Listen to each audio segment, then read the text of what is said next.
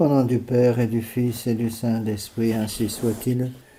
Venez, Esprit Saint, remplissez le cœur de vos fidèles et allumez en eux le feu de votre amour. Envoyez votre Esprit, Seigneur, il se fera une création nouvelle et vous renouvellerez la face de la terre. Prions. Ô Dieu qui avez daigné envoyer votre Esprit sur ce monde, donnez-nous par ce même Esprit de comprendre et d'aimer ce qui est bien et de jouir sans cesse cette divine consolation par le même Jésus-Christ notre Seigneur. Ainsi soit-il. Je vous salue Marie, pleine de grâce. Le Seigneur est avec vous. Vous êtes bénie entre toutes les femmes et Jésus, le fruit de vos entrailles, est béni. Sainte Marie, Mère de Dieu, priez pour nous pauvres pécheurs, maintenant et à l'heure de notre mort, ainsi soit-il. Saint Joseph, priez pour nous. Nos saints anges gardiens, veillez sur nous. Saint Pédis, priez pour nous. Saint Thomas d'Aquin, priez pour nous. Au nom du Père et du Fils et du Saint-Esprit, ainsi soit-il.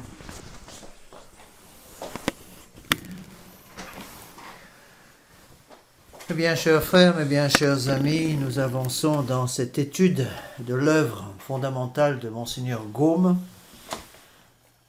écrite en 1856, La Révolution, recherche historique sur l'origine et la propagation du mal en Europe depuis la Renaissance jusqu'à nos jours. J'insiste lourdement sur l'importance fondamentale de cette étude, de ce grand antilibéral qu'était Monseigneur Gaume. Ces textes, encore une fois, n'ont pas pris une seule ride, il faut les étudier, il faut les connaître et accepter d'étudier très sérieusement les avertissements donnés par Monseigneur Gaume. Même si on a du mal à les comprendre parce que nous sommes infectés de libéralisme. Rappelez-vous l'avertissement que nous donnait Monseigneur Lefebvre au séminaire. Mes chers messieurs, disait-il aux jeunes séminaristes, n'oubliez pas que vous avez été infectés par le libéralisme et que vous l'avez bu avec le lait de votre mère, disait-il. C'est pour ça qu'on a du mal à comprendre ces choses qui sont pourtant évidentes. Vous verrez que ces textes sont toujours actuels. Malheureusement, encore une fois, déjà au temps de Monseigneur Gaume, je vous l'ai déjà dit, cette thèse que les racines de la Révolution devaient être cherchées dans le paganisme de la Renaissance était rejetée par beaucoup d'ecclésiastiques autour de l'évêque d'Orléans, Monseigneur Dupanloup, un grand libéral.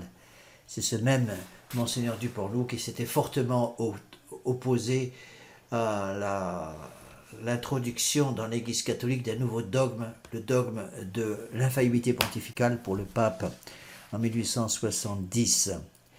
Alors nous en sommes dans le volume numéro 1, Courage, il y en a 12, donc on est qu'au début, au chapitre 5, qui est un des chapitres les plus importants de ce volume.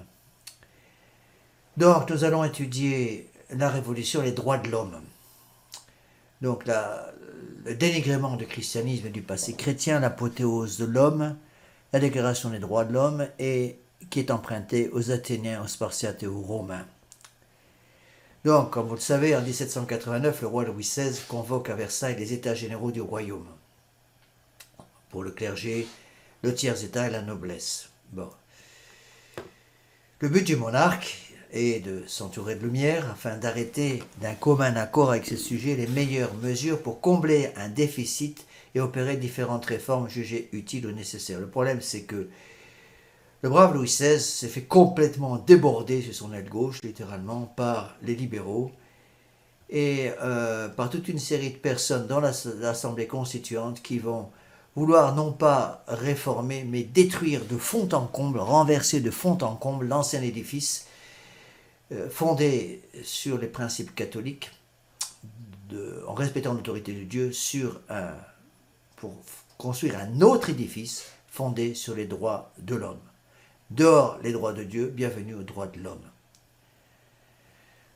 Alors, le Monseigneur Gaume commence par une note extrêmement importante. Par leur éducation, dit-il, par leur naissance, par leur position sociale, par leur lumière. Les membres qui composent donc cette assemblée constituante sont l'élite de la nation. On compte parmi eux des évêques, des prêtres, des religieux éminents, tous sont catholiques. Ils sont tous élevés dans les maisons chrétiennes. Ils ont exclusivement pour maître des jésuites, des oratoriens, des doctrinaires, des bénédictins, des barnabites, des prêtres séculiers recommandables par leur savoir et respectés par leur vertu. De plus, ils sont les législateurs d'un peuple chrétien. Donc, tous ces prêtres, ces évêques, sont tous catholiques. Ils disent tous la messe traditionnelle.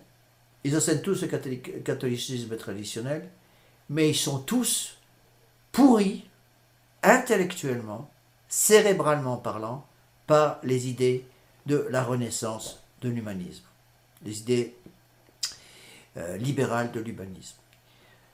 Le père Gaume, Monseigneur Gaume, dit qu'il est donc naturel, il serait naturel de penser que ces gens-là, qu'ils vont s'inspirer des doctrines sociales de l'Évangile, qu'ils vont faire passer donc dans leur œuvre, sinon le texte, du moins l'esprit de ce code divin, qui vont chercher les bases principales du nouvel ordre de choses dans les anciennes traditions de la monarchie de Clovis, de Charlemagne et de Saint-Louis.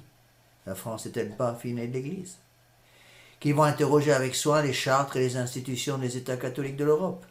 En un mot, que les monuments, les législateurs des siècles chrétiens seront les oracles, leurs oracles, de manière à faire servir la sagesse des pères à l'avantage des enfants. Et c'est exactement tout le contraire qui va avoir lieu. Ces énormes bêtises sont reproduites aujourd'hui. L'histoire est un éternel recommencement. Quand j'étais aux États-Unis, je disais souvent à mes amis américains, pour lesquels j'avais beaucoup de respect, je leur disais, les Français sont très doués pour faire des énormes bêtises 50 ans avant tout le monde. Les Américains sont très doués pour faire les mêmes bêtises 50 ans après les Français.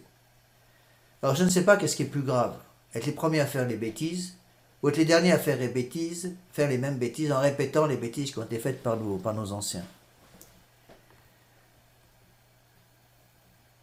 Alors, voyons un petit peu, essayons d'expliquer un peu donc ces textes absolument fondamentaux. Voilà ce que dit dans la séance du 25 juillet 1789 un des membres les plus respectables de l'Assemblée, un des archevêques libéraux qui était là. Le temps est arrivé, dit-il, un évêque, un archevêque même, où une raison éclairée doit dissiper d'anciens prestiges. C'est à travers les premiers fondements de l'édifice que vos mains généreuses vont élever à la liberté avec elle à la dignité de l'homme que vous nous avez appelés, et c'est devant vous que nous avons à répondre. C'est devant les représentants d'un grand empire, c'est devant l'Europe entière dont les regards sont attachés sur nous et qui attend de vos lumières un modèle qui sera bientôt imité. D'abord, nous avons jugé que la Constitution devait être précédée d'une déclaration des droits de l'homme et du citoyen. Non que cette déclaration pût avoir pour objet d'imprimer à ces vérités premières une force qu'elles tiennent de la morale et de la raison, qu'elles tiennent de la nature qui les a déposées dans tous les cœurs auprès du germe de la vie, mais c'est à ce titre même que vous avez voulu qu'à chaque instant la nation pût y reporter chaque article de la Constitution dont elle s'est reposée sur vous. La confusion, écoutez bien, la confusion et le despotisme régnant depuis 14 siècles sur le royaume très chrétien de France, son histoire n'étant qu'une suite de tristes combats jusqu'au moment où la raison vient dissiper cette nuit de la barbarie et sauver la liberté et la dignité humaine en proclamant les droits que l'homme tient de la nature et qui, jusque-là, avaient été méprisés et méconnus. Voilà le résumé de l'influence sociale du christianisme sur la France. Pas un mot sur Dieu. Pas un mot sur notre Seigneur Jésus-Christ.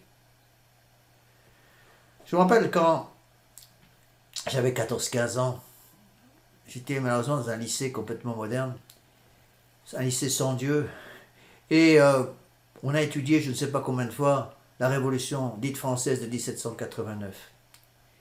Et quand on entendait les professeurs, on avait vraiment l'impression que l'histoire de la France commençait le 14 juillet 1789. Et quand on posait la question un peu malicieusement au professeur en disant « Mais vous nous parlez toujours de ce qui se passe depuis 1789. Que s'est-il passé avant 1789 ?» La réponse était toujours la même. Avant 1789, c'était l'âge des ténèbres. 1789, c'est l'arrivée des Lumières.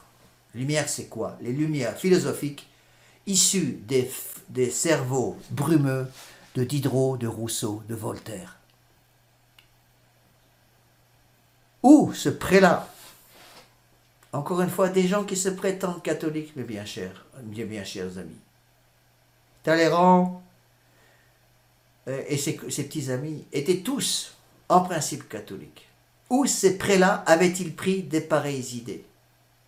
Où l'abbé Grégoire et tous ces apostats, parce que ces prélats étaient des apostats en fait, où avaient-ils pris les pareilles idées? Qui lui leur avait enseigné un langage au moins étrange dans la bouche d'un évêque ou d'un prêtre? Donc ce monseigneur de Cissé, c'était son nom. Monseigneur de Cissé n'était ni protestant, ni disciple des protestants, ni philosophe, ni disciple des philosophes des Lumières. Il était tout simplement fils de son éducation de collège et il parle le langage que sa mère lui a enseigné. Écoutons un autre ecclésiastique de l'époque, à la même assemblée constituante, l'abbé Grégoire, autre apostat fameux, qui jette l'insulte au passé chrétien monarchique de la France. Jusqu'ici, dit-il à la tribune, l'État n'offrait plus qu'une nation en proie à tous les maux. Le pauvre citoyen, le triste citoyen, arrosait ses fers de ses larmes, nos campagnes de ses sueurs, sans oser parler de ses droits, et lorsque la France se réveille, le despotisme agonisant fait un dernier effort, il lève son bras pour nous replonger dans l'avilissement et le malheur. Vainement ferait-on couler des fleuves de sang, la révolution s'achèvera. La raison étant son empire resplendit de toutes parts, rallions-nous autour du roi pour le défendre et pour relever avec lui le temple de la patrie. On croirait entendre Mélenchon. On croirait entendre Bergoglio. C'est à qui répudiera les gloires de la France chrétienne et déclara le catholicisme non avenu dans le royaume de Charlemagne et de Saint-Louis. Ils font de tout le passé table rase. Les droits de l'homme, disait un noble de l'époque, le comte de Montmorency, les droits de l'homme sont invariables comme la justice, éternels comme la raison. Loin de nous, disait-il, c'est le comte de Montmorency qui parle, loin de nous ces détestables principes que les représentants de la nation doivent craindre de l'éclairer. Nous ne sommes plus dans ces temps de barbarie où les préjugés tenaient lieu de raison. Serions-nous ici si les lumières de la sagesse n'eussent dissipé les ténèbres qui couvraient notre horizon? De quelles ténèbres parle-t-il? Des ténèbres provoquées par l'Église catholique.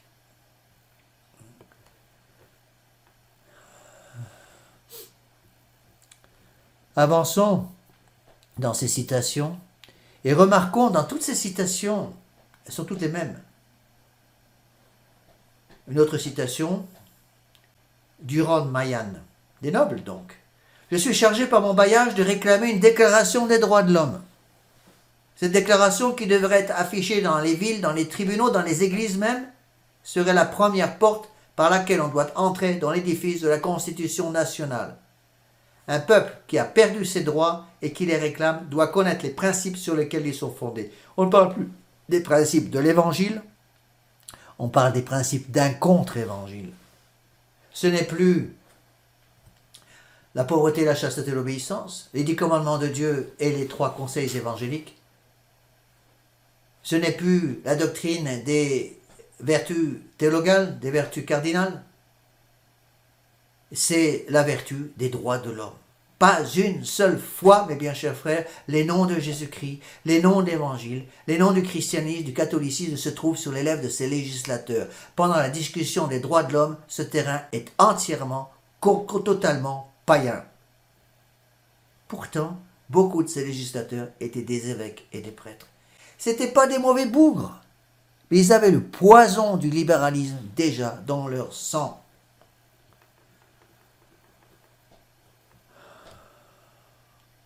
Et ces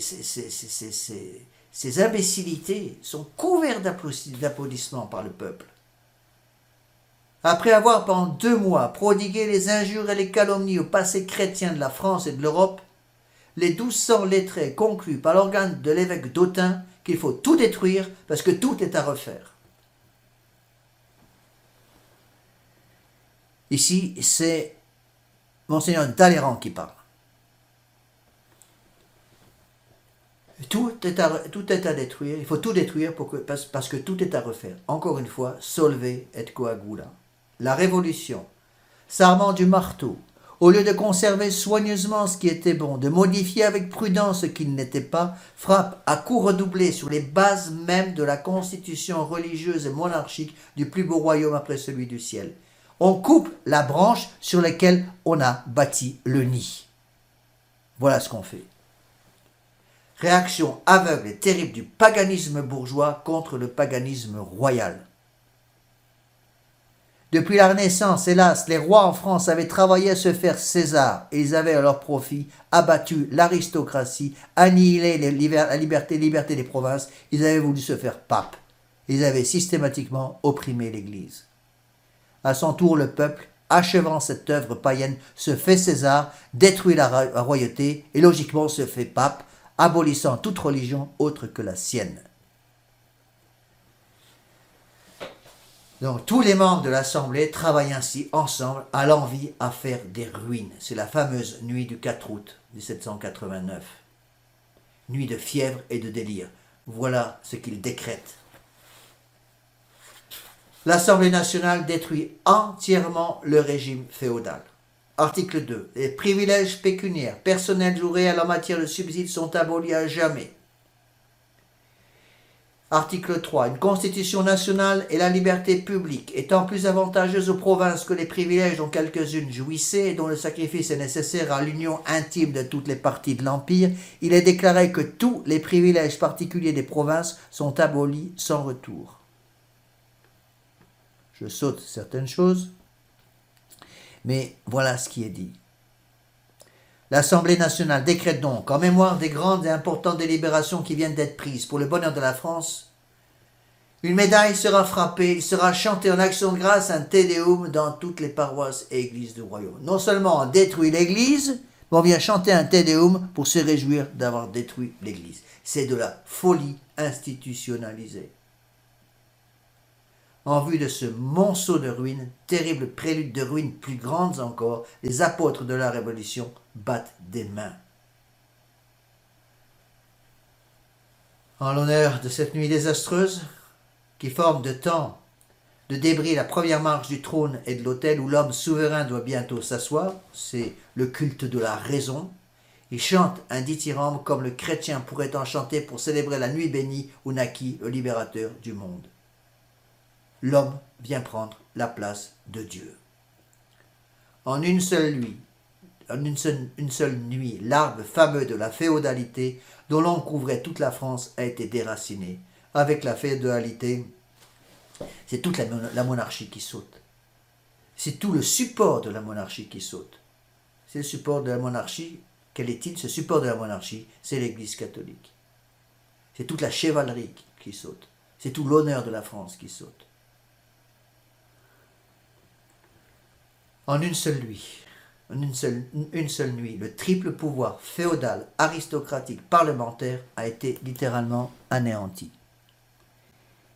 N'oublions pas aussi, c'est très important à comprendre, qu'une des premières choses que va faire la Révolution, c'est d'anéantir, par la loi Le Chapelier, les corporations, le système corporatif, qui avait été mis en place par Saint-Louis, roi de France, au XIIIe siècle. Saint-Louis, justement, avait voulu absolument que le système économique français puisse suivre la loi naturelle, l'autorité venant d'en haut. Donc il regroupait les différents corps de métier en corporations de système vertical. En haut, il y avait l'évêque protecteur, puis toute la hiérarchie dans la même corporation, et il y avait une protection. Le petit jeune qui rentrait dans un atelier pour apprendre un métier commençait par le bas de l'échelle et montait lentement l'échelle. Il ne pouvait pas s'établir avant d'avoir fait son tour de France, d'avoir fait son chef-d'œuvre et d'être devenu suffisamment doué dans son métier pour pouvoir ouvrir une nouvelle échoppe.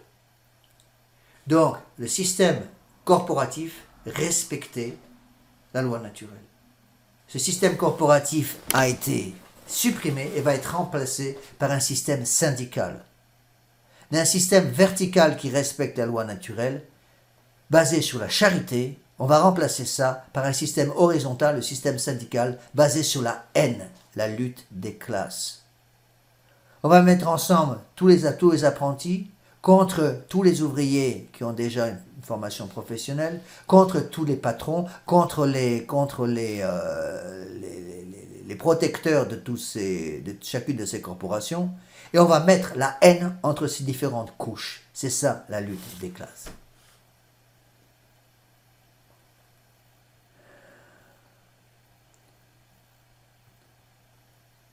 La Révolution va donc déclarer qu'elle a retrouvé les droits de l'homme oubliés et violés depuis 17 siècles. Vous vous rendez compte ce qui est dit là? Depuis notre Seigneur Jésus-Christ, les droits de l'homme avaient été oubliés. Puis les rédigeant en axiome, la Révolution, elle les proclame comme la base d'un nouvel ordre de choses et le gage d'une ère de bonheur éternel pour le genre humain. Ouvrez les yeux, regardez les conséquences de cette ère de bonheur. Et voilà ce que la Révolution va dire et proclamer. Les représentants du peuple français constitués en Assemblée nationale, considérant que l'ignorance, l'oubli ou le mépris des droits de l'homme sont les seules causes des malheurs publics ou de la corruption des gouvernements, ont résolu d'exposer dans une déclaration solennelle les droits naturels inaliénables et sacrés de l'homme. En conséquence, l'Assemblée nationale reconnaît et déclare en présence et sous les auspices de l'être suprême les droits suivants de l'homme et du citoyen. Les hommes naissent et demeurent libres et égaux en droit. C'est la fameuse déclaration des droits de l'homme. Le but de toute association politique est la conservation des droits naturels et imprescriptibles de l'homme. Lesquels? Le droit de servir Dieu? Le droit de sauver son âme? Non. Ces droits sont la liberté, la propriété, la sûreté et la résistance à l'oppression. Quelle oppression? De quelle oppression parle-t-il? L'oppression de l'Église. Troisième article. Le principe de toute souveraineté réside essentiellement dans la nation. Nul corps, nul individu ne peut exercer d'autorité qui n'en émane expressément. La loi est l'expression de la volonté générale. Tous les citoyens ont droit de concourir personnellement ou par leurs représentants à sa formation. Nul ne doit être inquiété pour ses opinions, même religieuses, pourvu que leur manifestation ne trouble pas l'ordre public établi par la loi. Dans la pratique, ça va vite être transformé en une autre formule. La foi est exclusivement privée. L'expression de la religion doit demeurer dans la sacristie, dans l'église, dans la famille, et on tolère devant le porche de l'église à condition qu'il y ait une grande barricade qui empêche les gens d'extérieur de voir ce qui se passe dans l'église.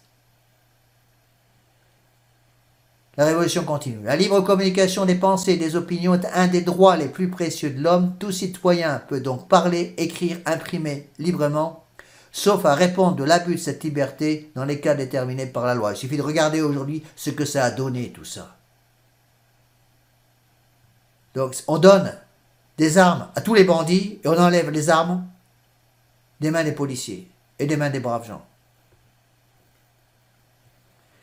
Il n'y a plus ni noblesse, c'est l'article 8, ni pairie, ni distinction héréditaire, ni distinction d'ordre, ni régime féodal, ni justice patrimoniale, ni aucun des titres, dénominations, prérogatives qui en dérivaient, ni aucun ordre de chevalerie, ni aucune des corporations ou décorations pour lesquelles on exigeait des preuves de noblesse ou qui supposaient des distinctions de naissance, ni aucune autre supériorité que celle des fonctionnaires publics dans l'exercice de leurs fonctions. La loi ne reconnaît plus ni vœux religieux, ni aucun autre engagement qui serait contraire au droit naturel ou à la Constitution. Alors logiquement, la Révolution va ouvrir toutes les portes des couvents et va dire aux religieuses qui étaient dans les couvents depuis des dizaines et des dizaines d'années, sortez, vous êtes maintenant libres. Et les religieux ne voulaient pas sortir, parce que la liberté, elle l'avait justement dans le couvent. Qui est-ce qui est libre? Quelqu'un libre quand il peut, avec la grâce du bon Dieu, par sa façon de vivre, et l'aide des sacrements, de la prière, quand il peut lutter contre les trois concupiscences, des yeux, de la chair et l'orgueil. Au contraire, quelqu'un qui suit aveuglement les trois concupiscences des yeux, de la chair et de l'orgueil est un esclave, il est enchaîné. Donc les gens qui étaient esclaves, c'était les gens qui étaient à l'extérieur, pas ceux qui étaient dans les couvents. Et comme les religieuses ont refusé de sortir des couvents, qu'est-ce qu'ils ont fait? La Révolution a pris toutes les religieuses et les a passées sous le couperet à la guillotine. C'était leur façon de régler. régler le problème. Et écoutez la conclusion de Monseigneur Gaume. Voilà l'homme déclaré roi. Toute autorité réside essentiellement en lui. Le prince est son mandataire, nommé par lui, responsable à lui. Voilà l'homme déclaré Dieu. Tout vœu, tout engagement fait à l'être suprême est nul si l'homme ne l'autorise. Là-dessous est caché ce que nous verrons bientôt, l'échafaud de Louis XVI et l'autel de la raison. On peut rajouter la destruction de la famille chrétienne. N'oubliez pas ce que je vous ai déjà dit. En coupant la tête du roi Louis XVI, la France a coupé la tête à tous les chefs de famille catholiques. Regardez ce qu'est devenu la famille au XXIe siècle, en France surtout. Dans ce programme est la révolution tout entière, l'apothéose de l'homme. C'est donc un humanisme basé sur les principes païens de la Renaissance. De là procède, dit Monseigneur Gaume, dans l'ensemble et dans le détail, l'œuvre de destruction et l'œuvre de reconstruction révolutionnaire. Détruire pour refonder. Il y avait certainement des réformes à faire. Il y a toujours des réformes à faire. L'Église a toujours été réformatrice. Le Concile de Trente, par exemple, un des conciles les plus importants de l'histoire de l'Église, a réformé. Ce qu'on appelle la réforme, justement. La contre-réforme, plus exactement. La contre-réforme pour s'opposer à la réforme protestante qui était une fausse réforme. Au contraire, la contre-réforme catholique est la véritable réforme. Et Dieu a suscité des tas de saints autour de Saint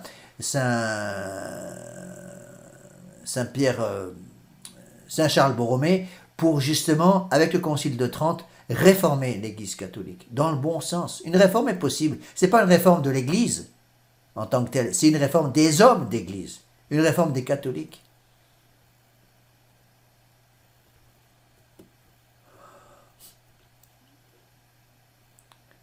Alors on peut se poser la question, encore une fois, comment ces gens qui étaient français par leur naissance, qui étaient monarchistes par leur tradition, catholiques par leur baptême et par leur éducation maternelle, comment ces gens étaient-ils devenus démocrates, païens dans leurs idées et dans leur langage?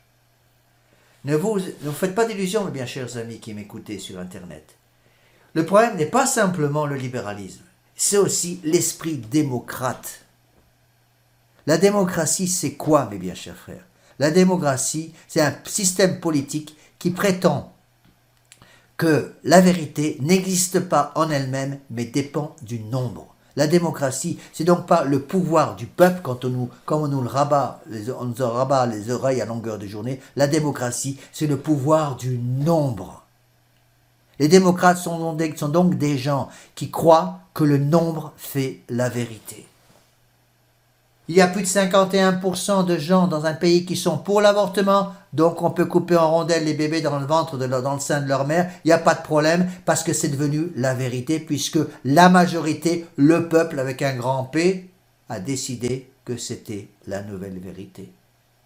Mais si le vent tourne, et que 49% des gens seulement disent qu'on a le droit de couper les enfants dans le sens de la longueur, dans le sens de la largeur, et détruire dans le ventre, dans le sein de leur mère, alors à ce moment-là, l'avortement devient un crime. La vérité n'existe plus.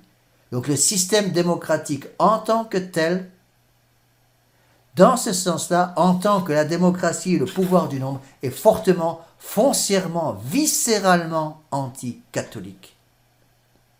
Et là, Monseigneur Gaume met le doigt sur la plaie. Ces gens étaient devenus démocrates. Reprenez la phrase. Comment ces Français de naissance, monarchistes, chrétiens, par leur tradition, leur baptême et leur éducation maternelle, comment étaient-ils devenus démocrates et païens dans leurs idées, dans leur langage? Ils se disaient toujours catholiques, mais ils ne se rendaient même plus compte qu'ils avaient perdu la foi depuis longtemps. J'ai déjà donné l'exemple plusieurs fois, mais je répète parce que ça me revient à l'idée ici. J'ai déjà donné l'exemple de tous ces braves paysans ici autour de moi à Padiès, là où j'habite, dans un endroit où il y a beaucoup de croix catholiques, un ancien endroit très catholique. Au Moyen-Âge, c'était très catholique, c'est évident. La plupart des gens autour de moi, pratiquement tous les paysans autour de moi, si vous leur demandez s'ils sont catholiques, vous diront oui. Mais ils sont tous catholiques non pratiquants depuis 30 ou 40 ou 50 ans. Et en fait, quand vous parlez avec eux, quand vous les voyez vivre, ils ne sont pas des catholiques non pratiquants, ils sont devenus des païens. mais des païens qui se croient catholiques non pratiquants, et donc des païens qui se croient catholiques. Voilà le drame. Ce n'est pas avec des faux soldats qu'on refait une armée. Donc c'est la souveraineté du peuple qui va entraîner le système révolutionnaire. Le peuple est déclaré roi, déclaré Dieu, toutes les voix se réunissent pour l'acclamer, tous les encensoirs lui jettent à l'envi le parfum de leurs aromates.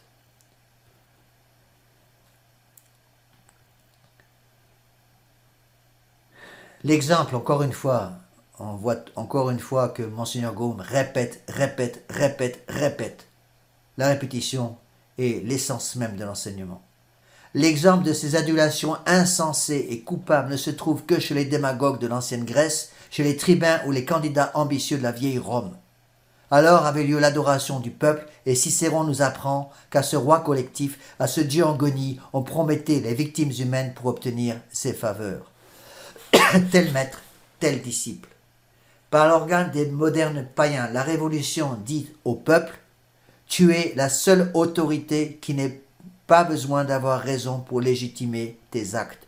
Tous les pouvoirs émanent essentiellement de toi. Tu es la raison, tu es la sagesse, tu es la force, tu es la loi, tu es Dieu. Il n'y en a pas d'autre que toi. » Les exemples de l'Antiquité, surtout des Romains, m'ont appris à dire « Je ne veux ni de deux ni de trois pouvoirs, je n'en reconnais qu'un seul, je ne veux qu'un souverain, et je le vois là où il est, dans le peuple. » On oublie de préciser ce qu'est le peuple. C'est qui le peuple? C'est vous, c'est moi. Le peuple, c'est rien du tout, c'est un nuage. Pourtant, ce nom de peuple est dans toutes les bouches. Il est gravé sur toutes les pièces de monnaie. Il est imprimé en tête et au bas de tous les décrets.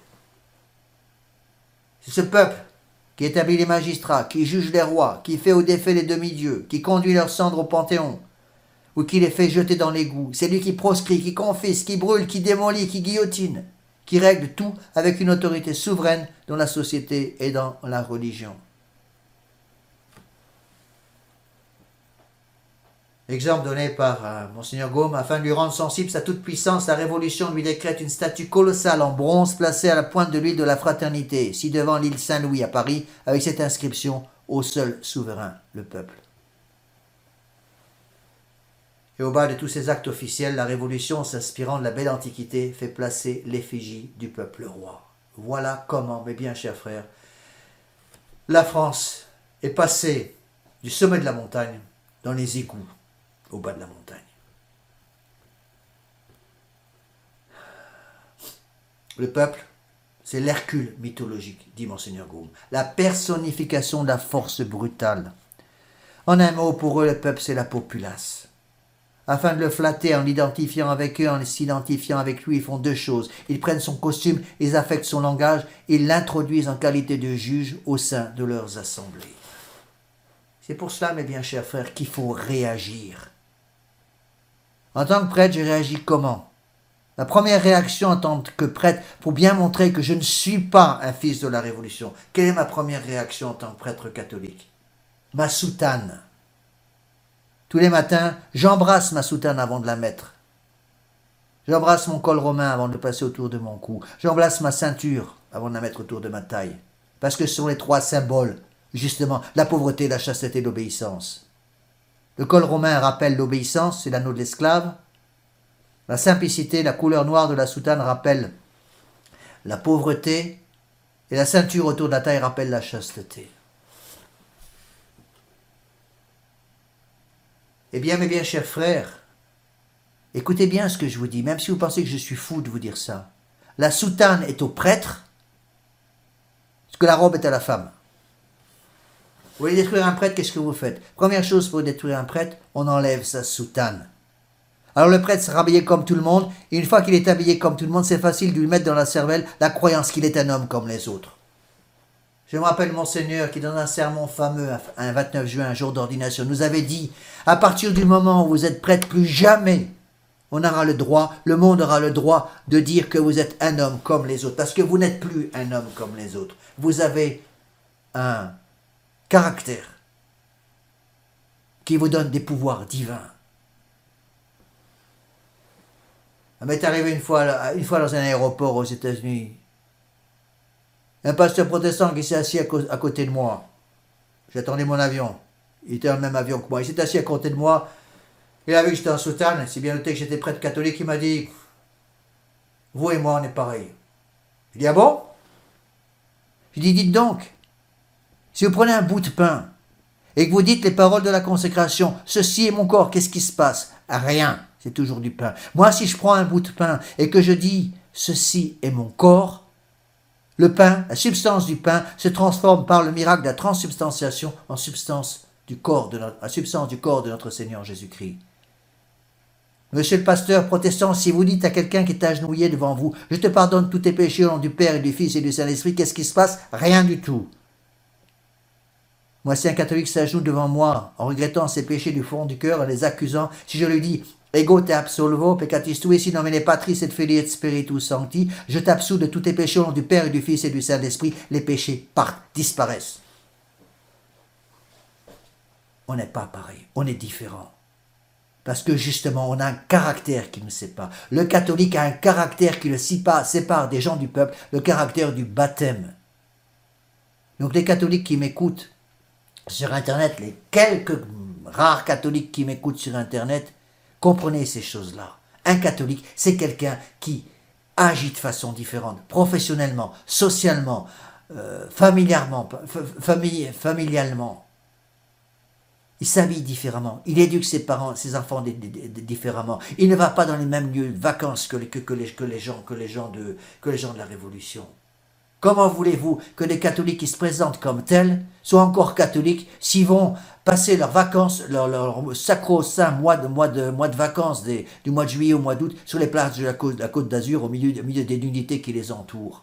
Comment voulez-vous que vos enfants gardent la foi catholique et gardent surtout l'état de grâce plus de 5 minutes dans des ambiances pareilles? Vous êtes responsable, bien cher frère. Et moi aussi, je suis responsable en tant que prêtre si je ne remplis pas ma fonction de prêtre. Je reprends le texte de Monseigneur Gaume. Le peuple, c'est l'Hercule mythologique, la personnification de la force brutale. Le peuple, c'est la populace. Afin de le flatter en l'identifiant avec eux, en s'identifiant avec lui, ils font deux choses. Ils prennent son costume, ils affectent son langage, ils l'introduisent en qualité de juge au sein de leurs assemblées. Voilà pourquoi, mes bien chers frères, une des façons que j'utilise personnellement pour réagir contre cette affectation qui consiste à se mettre au niveau des gens pour devenir comme eux et prendre leurs défauts, un des processus révolutionnaires les plus exécrables pour moi, c'est la suppression du vouvoiement. C'est pour cela qu'en tant que prêtre, je vous vois tout le monde. C'est le conseil que nous donnait Monseigneur Lefebvre, qui exigeait même au séminaire que les séminaristes entre eux se vouvoient. Il ne donnait qu'une seule exception pour les frères de sang. Sinon, tout le monde devait se vouvoyer. Malheureusement, la règle n'a pas toujours été suivie. C'est bien dommage. Reprenez le vouvoiement, mes bien chers frères.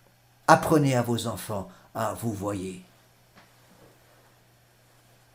C'est très important parce que c'est un symbole, c'est le respect de l'autorité, le principe de l'autorité. En tant que gamin, et toujours aujourd'hui, ma vieille maman à 90 ans, elle est toujours vivante. Eh bien, ma vieille maman, je la vouvoie. Et mon brave papa, qui est mort maintenant depuis 2 ans, et vous voyez sa mère, et vous voyez son épouse. Papa, vous voyez maman. Et tous les enfants, vous voyez nos parents. C'est parfaitement normal. Quel dommage que ces coutumes aient disparu. Ces coutumes qui portaient, qui transpiraient la foi catholique. Le principe d'autorité. Respect du principe d'autorité. Vous voyez, mes bien chers frères, comme ces textes de Monseigneur Gaume sont fermes, sont forts. Il faut les méditer tranquillement, mais en même temps avec beaucoup d'ouverture d'esprit pour arriver à les comprendre et surtout pour les mettre en pratique. Nous en sommes maintenant au chapitre 7 du premier volume de l'œuvre de Monseigneur Gaume sur la révolution et le christianisme. Donc, Monseigneur Gaume va parler de la guerre à mort. Je vous donne le plan de ce chapitre. Guerre à mort de la Révolution contre ses deux rivaux, contre le christianisme, spoliation de l'Église, spoliation accomplie au nom des Romains, décret spoliation, actes et paroles sacrilèges inspirés par l'Antiquité païenne, abolition des vœux et des ordres religieux, abolition accomplie au nom de l'idée païenne et de l'horreur du Moyen-Âge. Voilà l'introduction de ce chapitre numéro 7 de Monseigneur Gaume. L'homme remis au nom de la nature et à l'instar de l'Antiquité en pleine possession de ses droits souverains. Il lui reste pour les exercer sans obstacle à abattre ses deux rivaux, la religion et la royauté, détruire le trône et détruire l'autel. Après avoir à son début et dans l'intérêt de son triomphe protesté de son respect pour la religion, la Révolution va maintenant jeter le masque et déclare que la religion dépend d'elle et qu'elle entend la modifier à son gré. La Révolution va faire donc une autre religion, la religion de la République, celle qui nous dirige actuellement en France. Pendant plus d'un mois, on va discuter à l'Assemblée constituante sur le droit de propriété. On le dénie à l'Église pour l'attribuer exclusivement à la nation, et la nation, qui vient de retrouver ses droits, s'empare donc des biens d'Église. Et l'attaque va commencer donnée par l'évêque d'Autun, Monseigneur de Talleyrand, un évêque. C'est lui qui va commencer l'attaque. Voilà ce qu'il dit. Les ressources nécessaires à notre génération ne sont pas suffisantes, mais il en est une immense qui peut s'allier avec le respect pour les propriétés. Elle existe dans les biens du clergé. La nation, jouissant d'un droit très étendu sur tous les corps en exerce de réel sur le clergé, elle peut donc détruire les agrégations de cet ordre qui pourraient paraître inutiles à la société. Nécessairement, leurs biens deviendraient alors le juste partage de la nation qui deviendra propriétaire de la totalité des biens du clergé.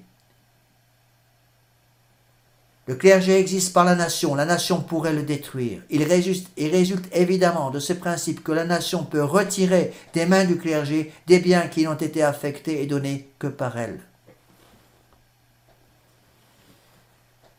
Et la Révolution va aller jusqu'à dire les personnes, les choses, tout est soumis dans l'État à la nation.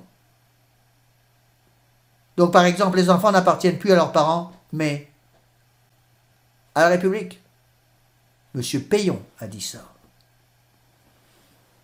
L'ancien ministre de l'Éducation et les ministres actuels disent exactement les mêmes bêtises. Les enfants appartiennent à la République et non pas à leurs parents. Tout corps, au contraire, n'existe que par la loi et leurs droits dépendent de la loi. Elle peut les modifier, les détruire et prononcer qu'aucun corps ne peut être propriétaire. Ainsi, l'acte par lequel l'Assemblée nationale anéantira le prétendu droit de propriété par le clergé que le clergé s'attribue n'est pas une spoliation. Ce n'est pas un vol, c'est tout simplement un retour à la loi naturelle selon les révolutionnaires. Et ce sont des évêques, mes bien chers frères, des évêques qui disent ça, sourire aux lèvres, sans comprendre que derrière le mur où se tient l'Assemblée constituante, on prépare la guillotine qui va leur couper leur propre tête. N'oubliez pas que Robespierre a fini par passer sous la guillotine lui aussi. Combien de ces évêques ont fini sous la guillotine? Espérons que juste avant de passer sous la guillotine, ils ont fait un acte de contrition et qu'ils ont sauvé leur âme par un martyr. En attaquant la propriété du clergé, on attaque toute autre propriété, que cette grande injustice prépare la ruine de la France. Voilà ce qu'il faut comprendre. C'est la loi, donc, pour le révolutionnaire, qui seule constitue la propriété. Parce qu'il n'y a que la volonté publique qui puisse opérer la renonciation de tous et donner un titre comme un garant de la jouissance d'un seul. Et on entend maintenant des gens nous dire « l'avortement est bon parce que c'est légal ». Et je réponds « monsieur, madame, le jour où vous allez mourir, votre corps va être séparé de votre âme et votre âme va être passée devant son créateur et le mien, devant son Rédempteur et le mien, et va être jugé selon une loi. Et madame, monsieur, votre âme va être jugée non pas par la loi de monsieur Macron de la République française, votre âme va être jugée par la loi du bon Dieu. Pas tout à fait la même. Alors il faudrait bien apprendre à la connaître parce que c'est cette loi qui va vous juger, vous et moi. Donc cette théorie est née dans la belle Antiquité. Oubliez tout le Moyen-Âge, elle reparaît avec la Renaissance, qui la formule, qui la lègue à la philosophie, qui la transmet à la Révolution, et la Révolution l'applique. Donc l'Église a christianisé l'Antiquité, a élevé l'homme à des sommets au XIIIe siècle. Au temps de notre Seigneur Jésus-Christ, puis après dans la société romaine, on le voit très bien, les esclaves étaient partout. Le père de famille avait droit de vie et de mort sur ses enfants et pratiquement sur son épouse. La femme était une esclave.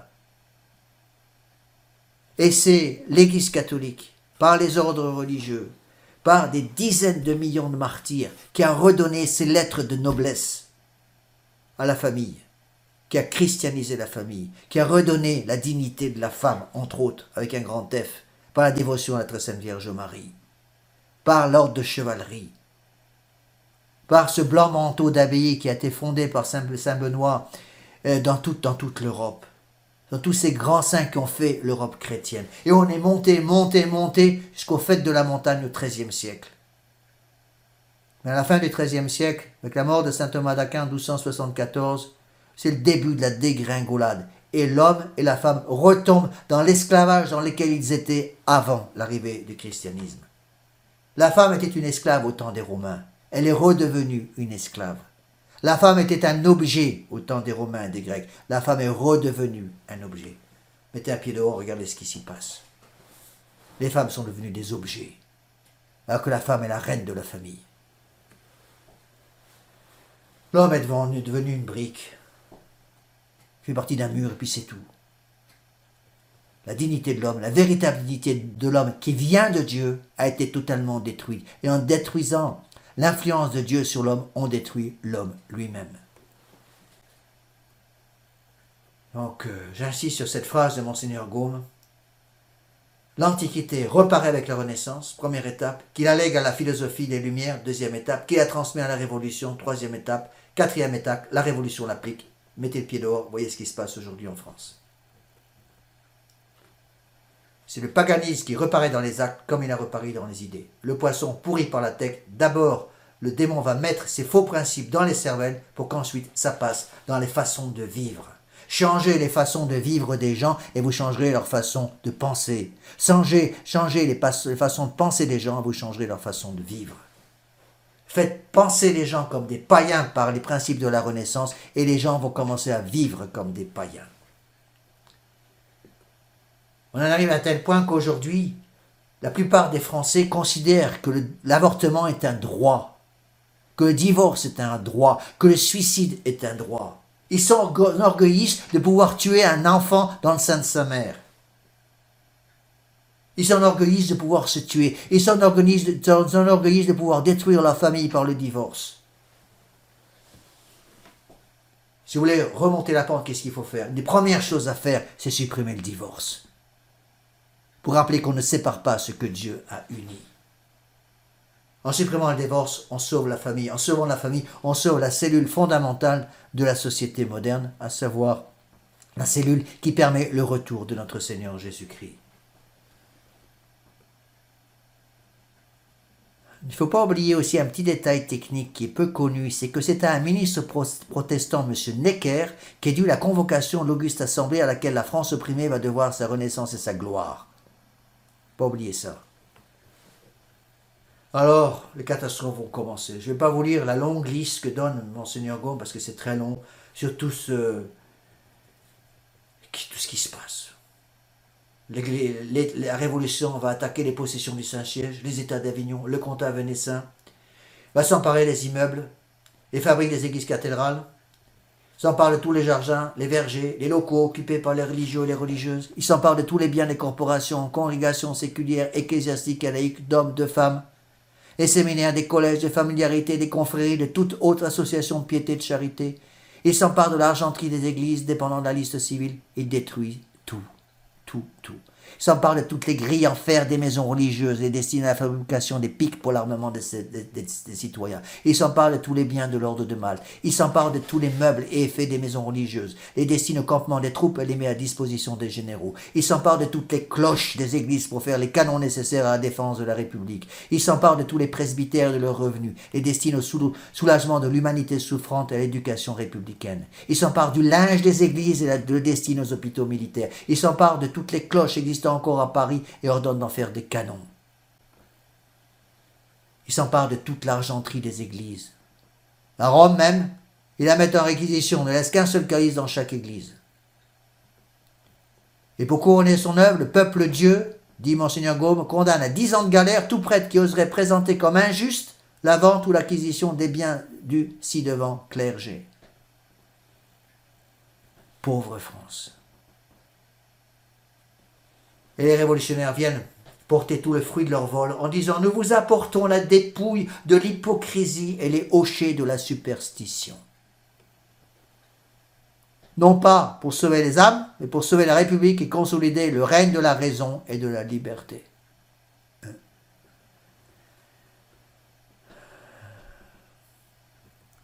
faut réfléchir à ces textes, mes bien chers frères. On n'immolera plus de victimes humaines au Dieu imaginaire. Le Dieu républicain, c'est la liberté. Vive la République une et indivisible. La patrie, voilà la divinité d'un vrai républicain. C'est une nouvelle religion qui est mise sur pied. D'ailleurs, les ministres actuels ne cachent pas, M. Macron ne cache pas, qu'en fait, la République, c'est une religion. Avec son autel, avec ses sacrements, avec ses lois, avec ses commandements. Les flammes de la liberté ont succédé aux croix des clochers. Et les citoyens catholiques se sont mis tous et partout à crier « Vive la République !» Les lambeaux d'étoffe du fanatisme ont été déchirés et servent à couvrir nos enfants. Les seins de bois sont brûlés et nous ont chauffés pour une fois.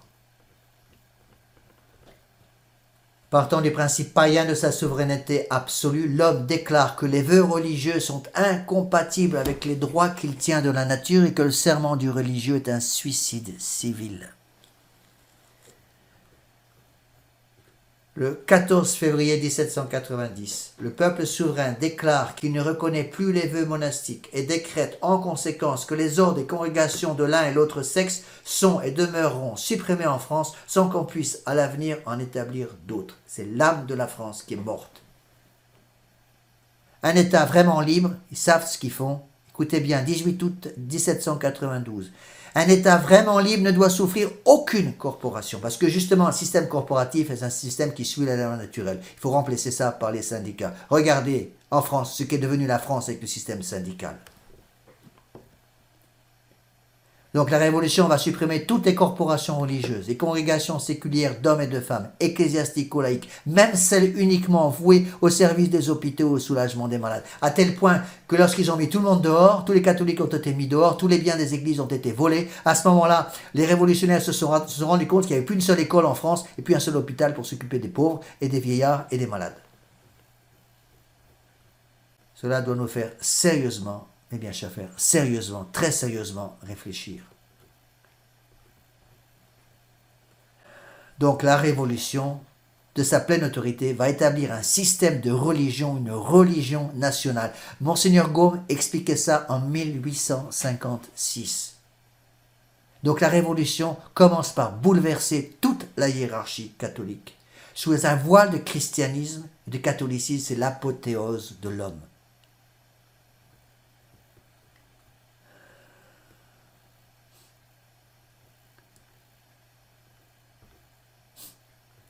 Alors, voyons un peu d'autres textes qui expliquent que c'est le principe social de l'ancien paganisme, le césarisme pur, c'est le gallicanisme élevé dans l'ordre politique à sa dernière formule.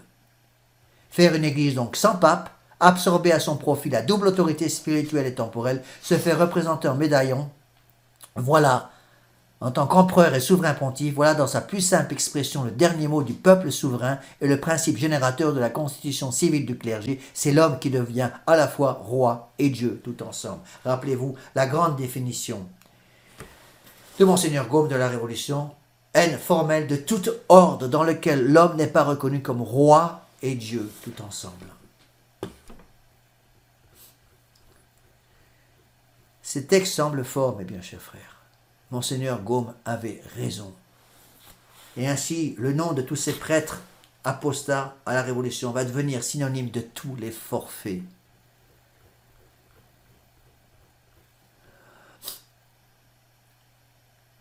Ainsi, les députés vont expliquer qu'il ne doit plus y avoir d'autre culte national que celui de la liberté et de l'égalité. Donc la nouvelle religion est la religion de la liberté et de l'égalité.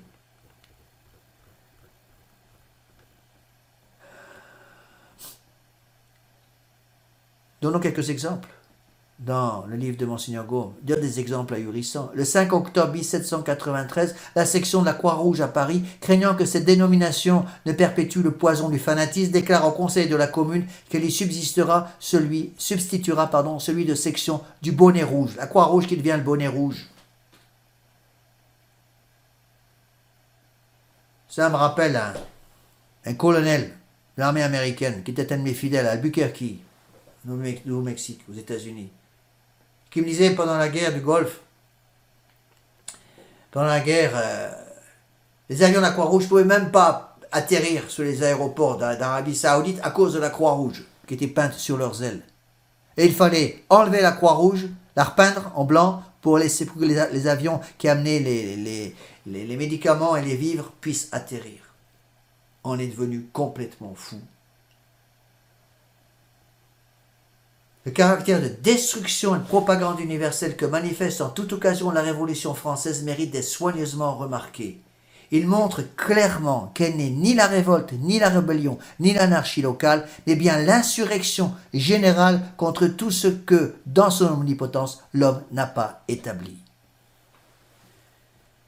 Regardez ce qui se passe en France. Il n'y a pratiquement plus une seule journée en France sans grève. Les distinctions sociales ne peuvent être fondées que sur l'utilité commune, et c'est la volonté commune qui seule a le droit de les établir. Il faut réfléchir, mes bien chers frères, ouvrir les yeux. La révolution de local qu'elle était en 1790 va vite devenir européenne, passer dans le monde entier. N'oubliez pas que avant la révolution de 1789, les principes de la révolution avaient déjà été préparés par la franc-maçonnerie dès 1717. Ils avaient été essayés aux États-Unis en 1776. La révolution américaine 1776 est dans son essence la même que la révolution française de 1789.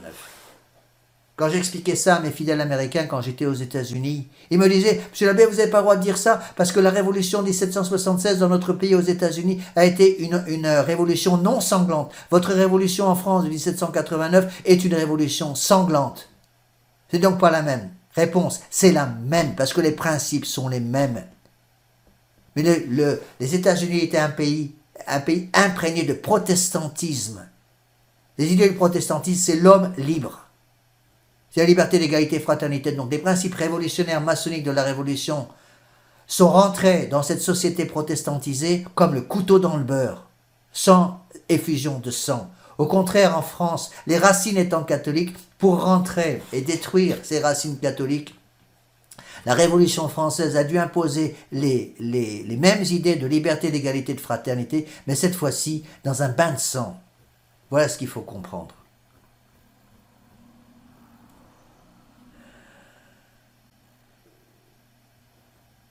Je suis libre, dit le révolutionnaire. Je veux que le genre humain le soit avec moi. Peuple de tous les climats, levez-vous, unissez-vous, secouez les chaînes de la crédulité, de l'erreur, de la superstition et du despotisme. Vous croyez entendre la CGT, ou FO, ou la CFDT. Il faut donc renouveler, disent-ils, la République romaine. Il y a même des allocutions qui ont été faites, adressées au pape de l'époque. Saint-Père, rassemblez vos peuples, levez-vous au milieu d'eux et dites-leur, descendants du plus grand peuple du monde, assez et trop longtemps, l'imposture a désolé votre patrie, le jour de la vérité est arrivé. Rejetez toutes les fables ridicules, rentrez dans la jouissance de vos droits naturels, soyez libres et souverains, soyez vos seuls législateurs, renouvelez la République romaine. Pour vous préserver des vices et des abus qui ont anéanti l'ancienne, ne souffrez parmi vous ni patriciens, ni chevaliers, ni cardinaux, ni prélats, ni évêques, ni prêtres, ni moines, ni vestales. Soyez tous citoyens, je vous remets ma tiare. J'espère que mon clergé suivra mon exemple. C'est ce qu'a fait Paul VI. C'est ce que vont répéter Mazzini et tous ceux qui ont fait la révolution italienne, dès 1849. Donc la révolution va franchir les Alpes, s'emparer de Rome, chasser le vicaire de Jésus-Christ, Pie VII, Pie VI, puis Pie VII, le traîne de prison en prison jusqu'à ce qu'il meure. Voilà la révolution, mes chers frères. Voilà ce qu'on présente à tous nos enfants comme étant l'idéal républicain. Mais, et ceci c'est très important, il restait, ce qu'il faut comprendre maintenant, à la domination plénière de la Révolution, il restait un deuxième obstacle, la monarchie. Il fallait supprimer l'autel, donc la religion catholique. Il faut aussi supprimer ce qui est uni à l'autel, à savoir le trône catholique. Comme au christianisme, il y a eu déclaré une guerre à mort. C'est cette guerre anti-royale, plus encore que dans la guerre anti-chrétienne, l'influence de l'Antiquité classique qui se montre avec éclat. Toutes les guerres ont été faites pour cela. Pourquoi la Première Guerre mondiale? Pour détruire l'Autriche-Hongrie catholique. Pourquoi la Deuxième Guerre mondiale? Pour réduire en cendres la Pologne catholique. Voilà ce qu'il faut comprendre, mes bien chers frères. Le but est là. Évacuer notre Seigneur, chasser notre Seigneur. Rendre la terre invivable pour notre Seigneur Jésus-Christ. C'est ce que disait Helena Blavatsky, la fondatrice autour des années 1875 de la société théosophique. Nous devons rendre la terre tellement inhospitalière pour Dieu que celui-ci écœuré s'en aille et nous quitte définitivement. Il faut, disait celle qui a succédé à Helena Blavatsky, Annie Besant, fondatrice du louftisme avec Baden-Powell, elle disait il faut non seulement éradiquer le christianisme de la terre, mais il faut déraciner des âmes des enfants tous les principes catholiques. Donc de même qu'avant d'attaquer la personne même du vicaire de Jésus-Christ, le pape, la Révolution va attaquer les ministres de la religion. De même, avant d'attaquer la personne même du roi, elle s'en prend au plus dévoué sujet de la royauté. Donc le 4 août 1789, la Révolution va abolir tous les privilèges de la noblesse. Et tel est l'engouement pour l'antique égalité des citoyens de Rome et d'Athènes que les plus beaux noms de France paraissent les premiers sur la liste des démolisseurs. C'est triste, mais c'est comme ça. C'est comme si dans une armée, la société des soldats de deuxième classe décidait qu'il n'y aurait plus d'officiers, que plus personne ne les dirigerait. L'ennemi se présente à la porte de la ville et il n'y a plus d'officiers pour commander les hommes de troupe, parce que les hommes de troupe ont décidé que tout le monde était égaux, donc plus personne pour diriger le feu. L'ennemi va rentrer dans la maison sans coup férir, parce qu'il n'y a plus d'opposition. Et on va retrouver, c'est ça qui est triste, je vous ai dit qu'il y avait des évêques, des prêtres catholiques qui vont se trouver parmi les premiers révolutionnaires.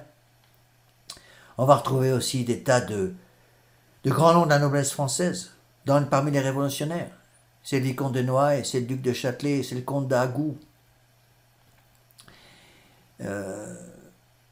C'est le monsieur de Montmorency qui demande l'abolition des armoiries, par exemple, alors qu'il était un baron chrétien.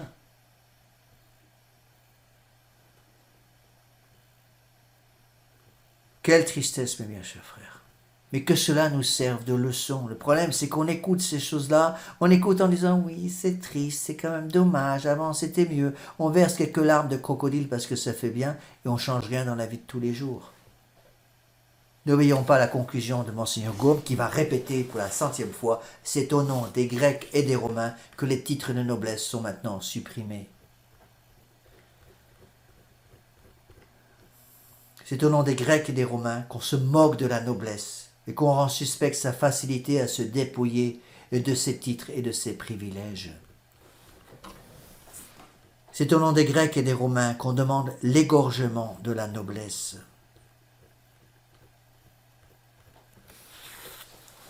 Alors avançons. Voilà ce que dit Monseigneur Gaume. Nous en sommes maintenant au chapitre 10 du premier tome de l'œuvre de Monseigneur Gaume sur la Révolution. En abolissant la noblesse, dit Monseigneur Gaume, la Révolution détruisait l'ouvrage avancé qui protégeait la place, et la place, c'était la royauté. Comme elle avait livré la religion au mépris, la Révolution commence par avilir la royauté. Profitant de la faiblesse du monarque Louis XVI, elle lui fait faire des actes qui ruinent son autorité dans le respect des peuples. La Révolution va donc faire signer à Louis XVI la Déclaration des droits de l'homme et la Constitution civile du clergé, qui va couper la branche sur laquelle la monarchie française est installée depuis des siècles. En cela, le prince infortuné signe son abdication, et comme roi très chrétien, car il signe la souveraineté absolue de l'homme ou du peuple dans l'ordre religieux et social. Cela va lui coûter sa couronne, cela va lui coûter sa tête, cela va lui coûter bien des choses. Heureusement, par sa mort et son martyre, Louis XVI va rattraper bien des choses. La Révolution va lui faire signer l'abolition de sa meilleure milice, la noblesse. Elle lui fait signer l'apothéose de ses plus grands ennemis.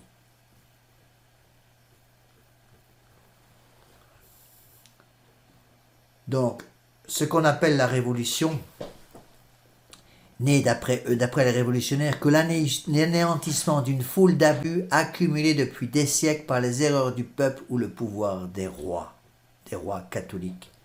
Donc la révolution, c'est d'abord se couper de l'esclavage donné par l'Église, par le bon Dieu. L'homme est esclave de Dieu. On va couper les chaînes qui unissent l'homme à Dieu en redonnant sa liberté en l'homme. En ne se rendant pas compte qu'en coupant la chaîne qui unit l'homme à Dieu, le révolutionnaire va s'enchaîner à un autre supérieur, à savoir le démon. Monseigneur Gaume va donner quelques exemples. La révolution va par exemple ordonner, au lieu de parler de la couleur du bleu royal, de transformer ça en bleu national. Elle défend à tous les fabricants de papier ou propriétaires de papeterie d'employer des formes ou transparents portant les fleurs de lys ou autres attributs de la royauté sous peine de confiscation des papiers et instruments de l'art.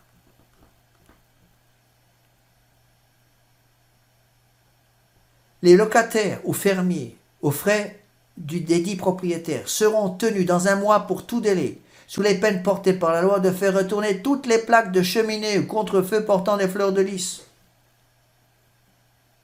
Tous les tombeaux et mausolées des ci-devant rois élevés dans l'église de Saint-Denis, dans les temples et autres lieux, dans toute l'étendue de la République, seront détruits le 10 août prochain. Un autre détail, pour montrer à quel point on descend dans la bêtise. Écoutez, il fut défendu à l'unanimité de jouer aux échecs parce que ce jeu rappelle des souvenirs de royauté. Il y a un roi, une reine. Un lettré de l'époque, M. Guiton Morveau, proposa de républicaniser ce jeu d'échecs en proscrivant des noms et des formes auxquels nous avons juré une haine éternelle. Il remplace le roi par le drapeau. La pièce appelée si bêtement reine sera l'officier général, les tours seront les canons, les fous la cavalerie légère, les ci-devant chevaliers les cavaliers, les pions l'infanterie. Ainsi, on écartera du jeu d'échecs toute expression qui pourrait contraster avec les mœurs républicaines et rappeler l'absurde idolâtrie des rois. Ils étaient presque aussi bêtes que nous aujourd'hui. Rappelez-vous déjà ces représentants de la République française qui tristement nous gouvernent, qui veulent déjà changer toutes les plaques qui portent des noms de saints. Il y a des milliers de villages en France qui ont des noms de saints. Il faut changer tout ça pour enlever de la mémoire des gens le souvenir de notre Seigneur Jésus-Christ, de sa croix et de son Église. La Révolution va même demander à ce qu'on supprime la formule « par la grâce de Dieu », attendu qu'un roi n'est roi que par la grâce de Dieu. Et là où on voit la descente aux enfers de la France, même aux États-Unis, pourtant un pays franc-maçon et protestant jusqu'au trognon. Un président même aussi pourri qu'Obama pouvait terminer un discours en disant que Dieu vous bénisse et bénisse l'Amérique. Je veux bien entendre Macron dire ça. Certes, le Dieu dont il parlait, ce n'était que le grand architecte de l'univers. Mais en fait, c'est quand même mieux que rien. Si un roi n'est roi que par la grâce du peuple, là est toute la théorie du régicide qui s'accomplira plus tard, et toutes ces idées vont évidemment amener à l'assassinat de Louis XVI. Donc à l'assassinat de tout le principe d'autorité. Et derrière Louis XVI, qui est-ce qui est assassiné? C'est notre Seigneur Jésus-Christ lui-même. La Révolution va donc crucifier notre Seigneur Jésus-Christ. Les Français n'ont de maître que la loi et n'étant sujets que de la loi. Nous avons allumé, disent-ils, ces révolutionnaires, nous avons allumé ce volcan éternel d'insurrection contre tout despotisme. Ils sont devenus complètement fous.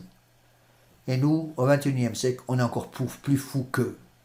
Le problème, c'est qu'on pourrait prendre au moins exemple, malheureusement, sur ces catastrophes pour éviter de les renouveler. Non seulement on ne les renouvelle pas, non seulement on les renouvelle, mais on détruit encore plus le peu qui restait.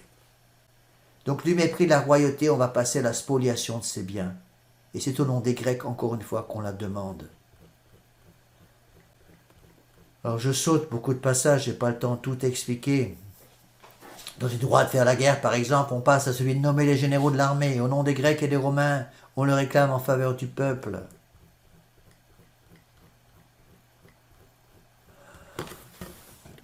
Les révolutionnaires en allaient jusqu'à dire, en 1848, du pain, du fer et du salpêtre. Voilà tout ce qu'il faut à des républicains.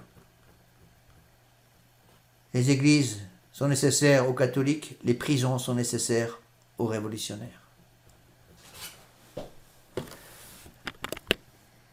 Il est intéressant de remarquer avec Monseigneur Gaume que le club des Jacobins prend officiellement Brutus pour son patron. Et dès ce moment, la révolution tourne nettement à l'abolition de la royauté et au régicide lui-même. C'est ici, donc le buste de Brutus ayant été solennellement apporté dans la salle de la rue Saint-Honoré,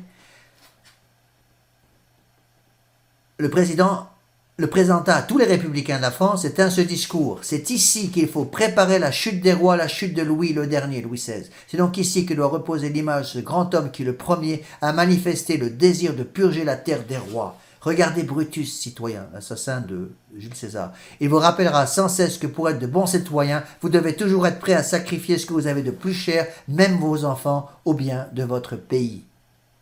Dans quelque poste que je me trouve, tous mes efforts tendront à purger la terre de cette peste appelée royauté. Et derrière la royauté, il y a l'Église catholique. Parce que la royauté française est dans son essence même catholique. Le peuple lui-même adore Brutus. Il l'adore au théâtre, dans les rues, à l'église et dans ses fêtes religieuses. C'est là où il faut comprendre l'influence délétère de Voltaire. Le peuple avait puisé au collège l'admiration pour ce personnage épouvantable, Voltaire, qu'il avait exprimé dans sa tragédie de Brutus. Cette pièce était constamment jouée dans tous les théâtres à l'époque. C'est Voltaire qui avait dit « Mentez, mentez, mentez, il en restera toujours quelque chose ». L'admiration de Brutus devient donc une fièvre, une épidémie qui s'étend sur toute la France, mes bien chers frères. Le prêtre Grégoire, qui prononce la fameuse catilinaire où, sous une forme parfaitement classique, respire toute la haine sauvage du républicanisme païen. Ce prêtre apostat va dire « Je demande que par une loi solennelle, vous consacriez l'abolition de la royauté ». L'histoire des rois est donc le martyrologe des nations. De tous les coins de France, les lettrés envoient des adresses aux pères conscrits pour les féliciter de l'abolition de la royauté. Tous respirent le républicanisme le plus romain. Partout se rencontre un vieux lettré, un rhétoricien frais et moulu. Attendez-vous à trouver le langage et les idées des Grecs et des Romains. S'ils parlent, toute leur phraséologie est prise dans les catilinaires ou dans les philippiques de Cicéron. C'est Saint Jérôme, avant sa conversion, qui se reprochait justement d'avoir passé beaucoup trop de temps à étudier les Cicéron au lieu d'avoir étudié l'Évangile.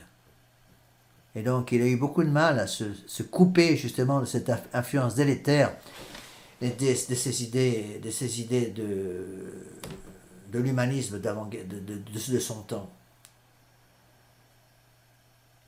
Et les républicains vont oser dire, qui ignore que la vie de nos rois fut un tissu de meurtres, de carnage, de parricide, d'empoisonnement et d'infanticide.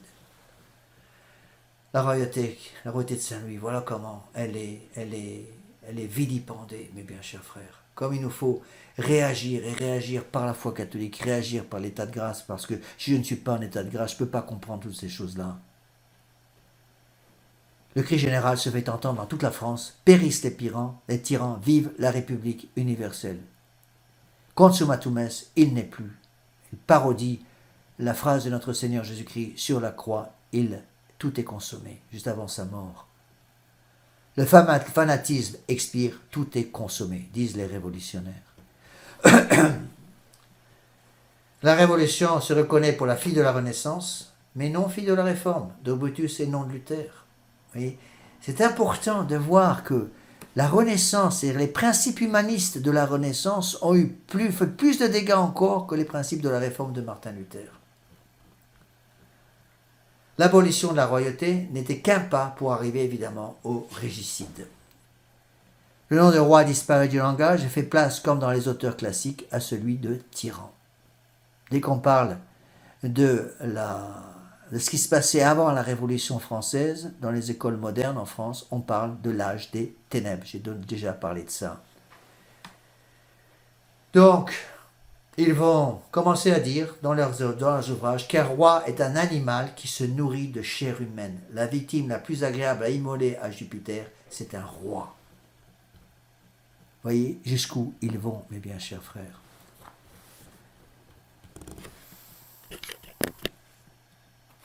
La Convention elle-même va nous montrer plus nettement encore qu'elle agit sous l'influence de la belle Antiquité. Forte de l'espèce de suffrage universel dont nous venons de voir l'expression, elle se met en devoir de satisfaire aux vœux du peuple roi. L'homme devient nouveau Dieu.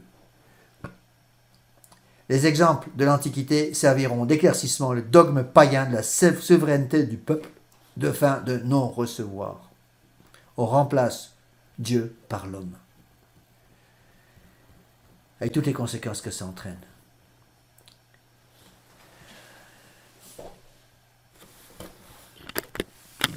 Alors les révolutionnaires vont se poser la question, par qui doit être jugé le ci-devant roi Louis XVI? Réponse, il sera jugé par la Convention.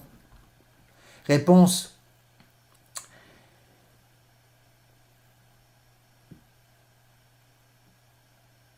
voilà la réponse du régicide Rémy. Citoyens, prenez au peuple à punir les tyrans d'une manière digne d'eux. Hercule ne s'amusait pas à faire un procès en règle aux brigands qu'il poursuivait, il en purgeait la terre. Donc, que mérite Louis XVI? La mort. On ne peut que penser au hurlement des Juifs devant le palais de Ponce Pilate qui demandait la crucifixion de notre Seigneur. Que dois-je faire de votre roi? Crucifiez-le. Qui dois-je libérer? Barabbas ou notre Seigneur Jésus-Christ? Crucifiez notre Seigneur, libérez Barabbas.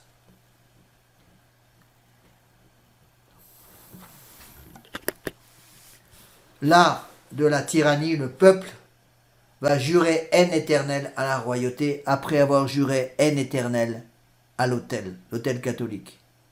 Il va donc chasser les despotes, les évêques, les prêtres, mais aussi les rois. Et jaloux de leur liberté naissante, ils ne voulaient l'avoir compromise par aucune présence de quelques catholiques encore au pouvoir. Ils vont donc se débarrasser de tous ces gens-là. Ici, Monseigneur Gaume donne quelques exemples. Il cite un exemple, un certain Brutus Louvet, qui connaît dans les plus petits détails son histoire romaine. Nom, généalogie, actes, discours, tout lui est présent. Par contre, le savant collégien, élevé par des prêtres, un catholique, aurait été peut-être fort embarrassé de faire la biographie de Saint-Pierre, ou même de réciter le nom des 12 apôtres, fondateurs d'une république bien autrement célèbre que la République romaine. Le travail avait été fait en amont, mes bien chers frères. Et si l'eau était corrompue en bas, c'est parce que la source était devenue convaincue à cause de la souveraineté du peuple qui conspirait contre la véritable liberté pour donner une fausse liberté révolutionnaire. Arguments, épigrammes, tout était alors pris dans les auteurs classiques, ils n'en connaissaient, ils n'en estiment pas d'autres. À qui la faute? À ceux qui les avaient formés. Malheureusement, les prêtres, mes bien chers frères.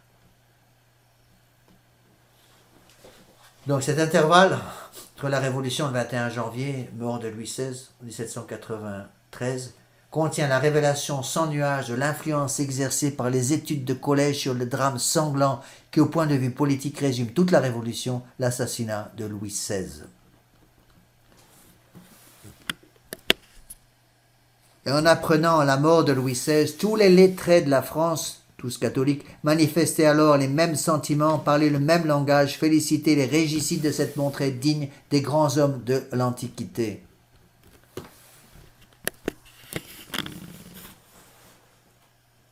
Si, dans ce procès fait par la Révolution à l'autel, puis au trône, Si dans le cours de ce procès, on avait constamment invoqué les grands hommes du christianisme, les pères de l'Église, les conciles, les docteurs, les martyrs, si on s'était appuyé de leurs maximes, autorisé de leurs exemples, pénétré de leur esprit, si pour montrer qu'on agissait sous leur inspiration, on avait placé leur buste dans l'assemblée et parlé constamment leur langage, on dirait avec raison, les conventionnels étaient disciples et admirateurs des chrétiens. C'est au nom du christianisme qu'ils condamnèrent Louis XVI à mourir.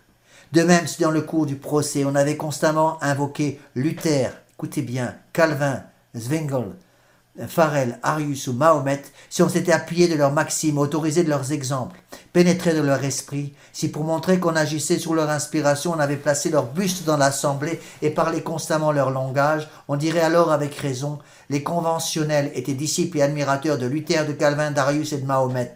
C'est au nom du protestantisme, c'est au nom de l'arianisme, c'est au nom de l'islam, du mahométisme qu'ils condamnèrent Louis XVI à mourir.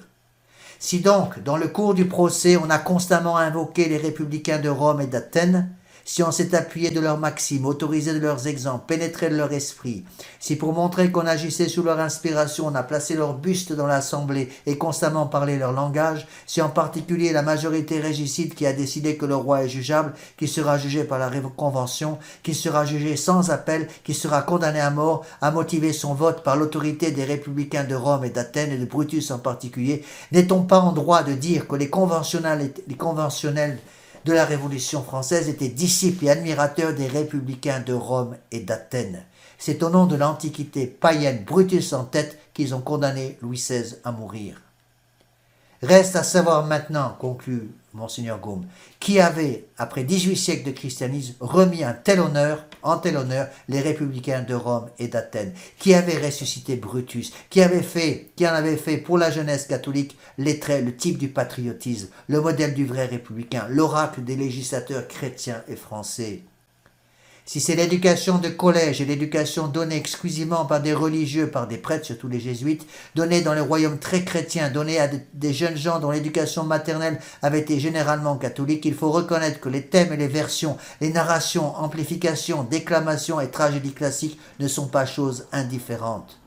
Il faut reconnaître que, quels que soient les professeurs, c'est un mauvais moyen de former des citoyens monarchiques que de les faire élever par des républicains. Ce n'est pas en donnant comme exemple la déclaration des droits de l'homme qu'on va faire entrer les droits de Dieu dans l'âme des enfants et des adultes. Sachons au contraire que 1793 n'a été que le développement naturel, c'est-à-dire la mort de Louis XVI, développement naturel et légitime des principes posés, la conséquence logique de l'abdication du christianisme. On a supprimé l'autel, donc on est obligé de supprimer le trône catholique. Sachons que l'Europe, tant qu'elle flottera entre la foi qui la préserve toujours et le néopaganisme qui n'a pas renoncé à l'envahir, demeurera toujours suspendue sur le même abîme. C'était vrai au temps de la Révolution, c'était vrai au temps où Monseigneur Gaume écrivait en 1856, c'est encore vrai aujourd'hui. 1793 est passé et j'en ai l'espérance, nous ne verrons pas son retour. Mais l'esprit de 93, l'esprit révolutionnaire, l'esprit païen vit au milieu de nous. Autant de Monseigneur Gaume et aujourd'hui au temps de M. Macron. Il a ses chaires, ses écoles, ses apôtres, ses prosélytes. Il a imprimé ses traces dans les lois. Il nous a même habitués à lui, et nos neveux s'étonneront un jour de la placide sécurité et de l'infatuation étrange avec laquelle nous le laissons marcher au milieu de nous. Ces textes, mes bien chers frères, devraient être lus à genoux, tellement ils sont vrais et beaux. Les mœurs, conclusion, les mœurs sont aux idées ce que les fruits sont à l'arbre. Notre Seigneur nous avertit, un bon arbre ne peut pas donner de mauvais fruits, un mauvais arbre ne peut pas donner de bons fruits. Un bon arbre donnera toujours des bons fruits, un mauvais arbre donnera toujours des mauvais fruits.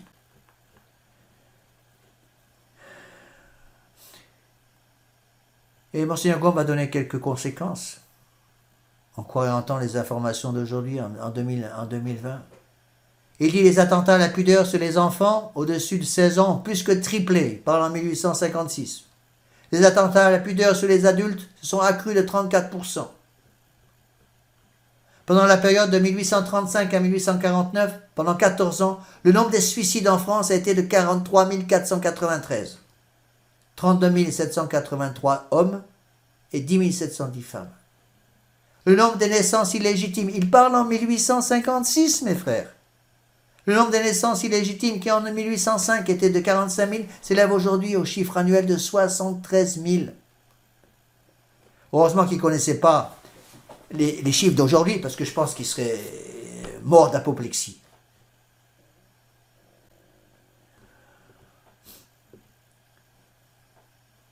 De même que les maladies et la mort servent à mesurer la salubrité d'un pays et l'état sanitaire d'une population, de même le nombre et la qualité des crimes peuvent donner la mesure de la moralité d'un pays, de l'amélioration des idées, de la sécurité avec laquelle on peut continuer un système d'éducation. Cela va donner une idée de la sécurité avec laquelle on peut continuer un système d'éducation qui a si puissamment contribué à nous faire ce que nous sommes. Mais l'objection dit, l'enseignement classique n'est plus le même. En quoi est-il changé, dit Monseigneur Gaume? N'est-ce pas toujours Cornelius, Quinctures, Sallust, Ovide, Virgile, Tite-Live, Horace, Démosthène, les Grecs et les Romains, qui règnent dans les établissements d'instruction publique, aujourd'hui comme au XVIIIe siècle? Certes, les choses ont un peu changé dans les universités actuelles en 2020, mais le principe est toujours là. Le jeune enfant que sa mère livre au collège, au lycée, au séminaire, aux institutions pour y recevoir l'instruction, qui n'a pas appris jusqu'à là qu'à lire, écrire et prier Dieu, et qui n'a appris jusqu'à là, qu'à lire, écrire et prier Dieu, et aussitôt mis en face de l'Antiquité, qui doit contempler, étudier, méditer, approfondir pendant 8 mortelles années. Aujourd'hui, on peut changer le texte en disant le jeune enfant que sa mère a livré au collège, au lycée, au séminaire, aux institutions, qui n'a appris jusqu'à là qu'à lire, écrire et prier Dieu, quand c'est le cas, et aussitôt mis en face de la révolution, des principes révolutionnaires, des idées de la révolution et de la religion de la révolution, la religion de la liberté, l'égalité, de la fraternité. Comment voulez-vous que l'âme de cet enfant puisse survivre?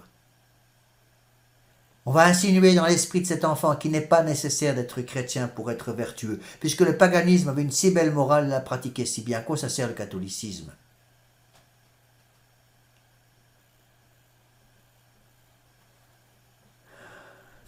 Alors, je vous cite le texte de Monseigneur Gaume parce que ça vaut son pesant d'or. On va faire consommer à ces enfants je ne sais combien de temps, faire consommer le temps pour traduire d'insipides récits de batailles dans Quinctures, dans César, ou de fades descriptions poétiques dans Ovide et dans Virgile. Et prendre plus tard que les sentiments du républicanisme antique, un enthousiasme absurde pour la fausse liberté et la fausse démocratie. Dans Lucien, il va prendre le scepticisme, dans Cicéron, l'éclectisme, dans Horace, le sensualisme. Il demeure enfin 8 années dans le commerce assidu des écrivains qui ont précédé le christianisme. Il s'approprie et s'assimile laborieusement leurs idées, leurs sentiments, leur manière de voir, de juger et d'agir. Pourquoi croyez-vous que M. Macron veut maintenant rendre l'école obligatoire à partir de 3 ans? Pas pour rien, mes bien chers frères.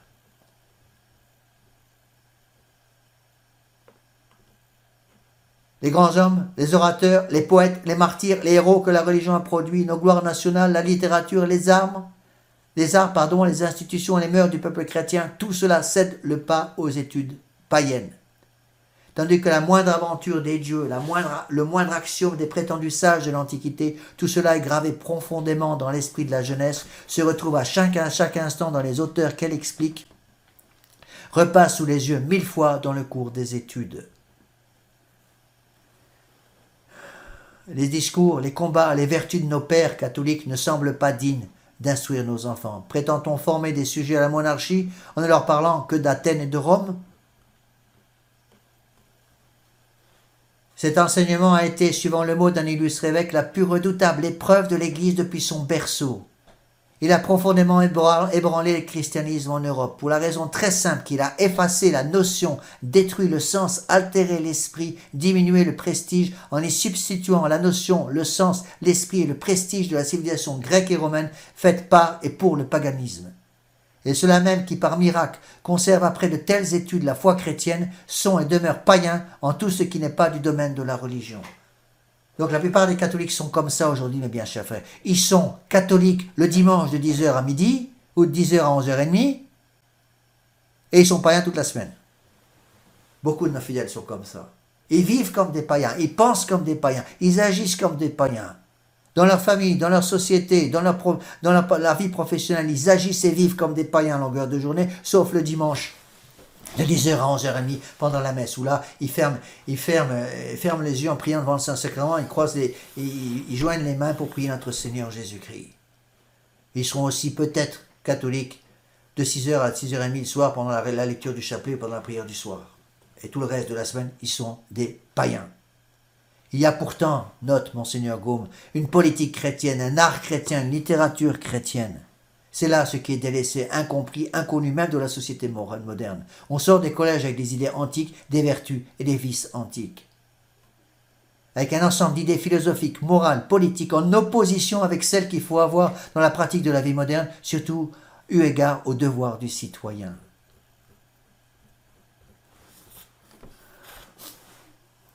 Allons à Fribourg, dit Monseigneur Gaube, à Turin, à Rome, ces 3 villes catholiques entre toutes, où pendant les 40 dernières années, l'éducation classique a été donnée exclusivement par d'excellents religieux, par des prêtres non moins excellents. Voyez ce qui s'y passe, souvenez-vous de ce qui s'y est passé. N'oubliez pas, c'est un exemple que je donne souvent, que Marine Le Pen, mes bien chers frères, qui est devenue une apostate, est une ancienne élève de l'école catholique des Dominicains à Saint-Cloud. Elle a eu pour aumônier, si mes souvenirs sont exacts, l'abbé Arène, qui était un saint prêtre. Et les résultats. Demandez donc de quels collèges sont sortis, quels enseignements ont reçus, au nom de quels souverains ont agi les jeunes démagogues qui, après avoir bouleversé leur patrie, ont renouvelé le règne de la terreur avec son républicanisme farouche, ses spoliations, ses assassinats, qui enfin, à l'imitation de leur père de 93, ont chassé le pape et rétabli la République romaine. Et Monseigneur Gaume réenfonce le clou. Nous ne blâmons, ni n'accusons, ni n'attaquons personne, pas plus les ordres religieux enseignants que le clergé séculier ou l'université. Nous rendons hommage aux talents, aux intentions, aux vertus de tous. Nous signalons seulement un système d'études qui, malgré les talents, les intentions et les vertus, produit les plus déplorables résultats en politique aussi bien qu'en religion.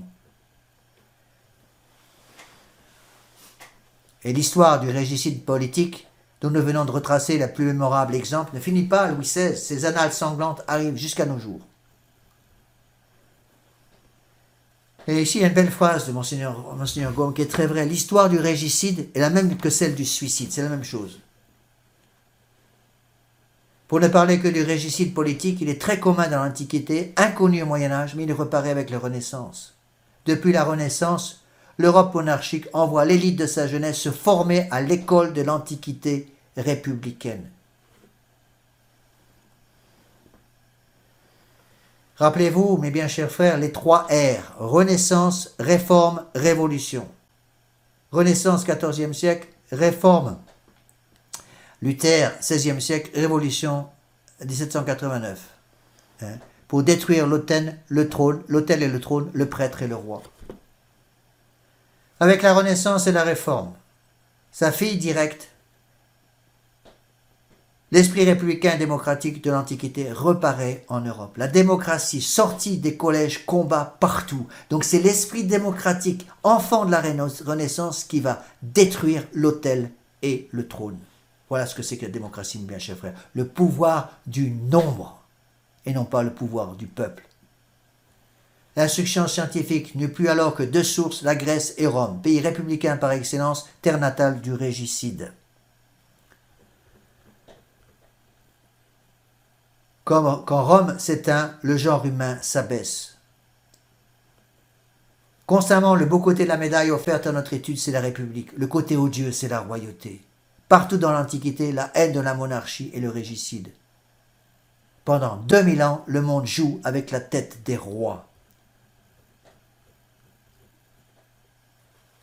Cependant, le christianisme paraît. D'une auréole divine, il entoure les dépositaires du pouvoir et l'assassinat des princes cesse d'être une maladie endémique de l'humanité. Au XVe siècle, la Renaissance remet en honneur l'Antiquité grecque et romaine et avec elle revient le régicide pour détruire l'influence catholique du Moyen-Âge. Quand le monde moderne, enivré de l'esprit républicain et démocratique de l'Antiquité, ne tue pas les rois, il les chasse, à l'instar de Rome et d'Athènes au souffle d'une émeute. Fille de l'Antiquité, l'Europe joue comme sa mère avec la couronne et la tête des rois, après avoir joué avec la crosse et la mitre des évêques. Elle ne peut changer les mœurs que par les mœurs, les doctrines que par la doctrine, la vieille éducation que par une éducation nouvelle.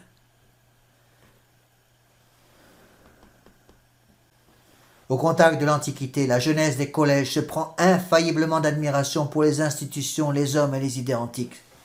C'est l'école publique qui a fait ça en France. Elle nous apprend que les maîtres les plus respectables n'ont point empêché ce résultat. Elle nous apprend la révolution que dans les collèges ou gymnases de l'Europe, on ne se contente pas, ce qui d'ailleurs est impossible, d'expliquer froidement du grec et du latin, mais les professeurs se font un devoir d'exalter les grands modèles, un mérite d'y réussir, une gloire de passionner leurs élèves pour le génie, le caractère, les actions éclatantes des orateurs, des poètes, des héros de la Grèce et de Rome. Aujourd'hui, les professeurs dans les écoles se passionnent et font que les élèves se passionnent pour les orateurs, les poètes, les héros de la République maçonnique. C'est la même chose, les principes sont les mêmes. Il est un nom, surtout, qui depuis la Renaissance est devenu pour la jeunesse de collège l'objet d'un véritable culte et le cri de ralliement des assassins politiques, c'est celui de Brutus. Aujourd'hui, on dirait celui de la République.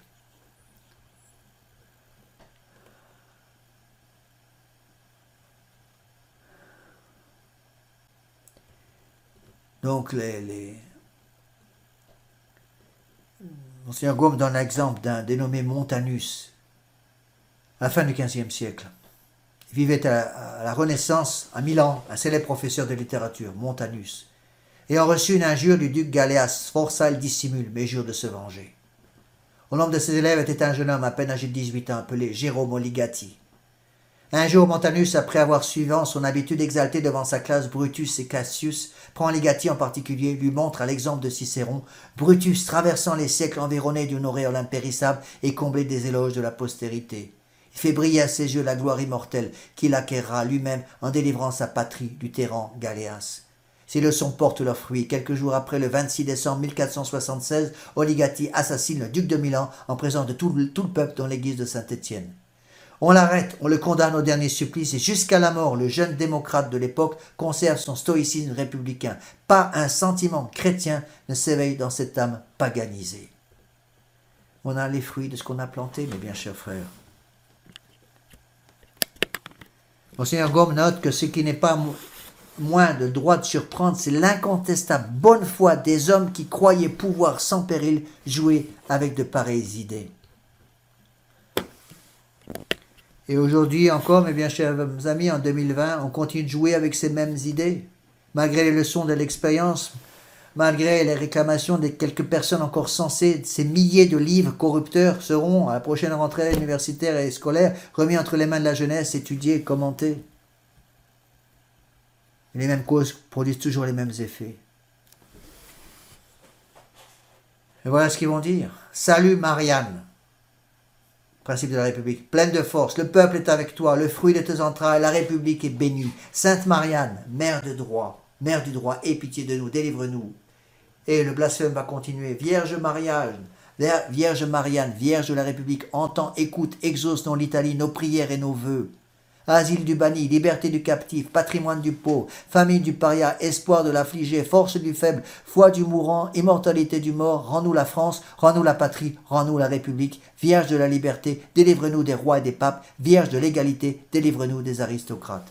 Vierge de la fraternité, délivre-nous des soldats. Vierge de la justice, délivre-nous des juges. Vierge de la vérité, délivre-nous des diplomates. Et l'Italie continue. Mentez, mentez, mentez, il en restera toujours quelque chose. Vive la République démocratique, disent-ils, et sociale universelle. On voit très bien comment aujourd'hui la religion républicaine a remplacé la religion catholique. Marianne et son bonnet phrygien, Notre-Dame, a remplacé Notre-Dame et son auréole de Mère de Dieu, mes bien chers frères. Il faut ouvrir les yeux, voilà ce qui s'est passé. Et les mêmes causes provoquant les mêmes causes comme provoquant les mêmes conséquences, les mêmes effets, on aura exactement, nous aussi, les mêmes conséquences que les révolutionnaires.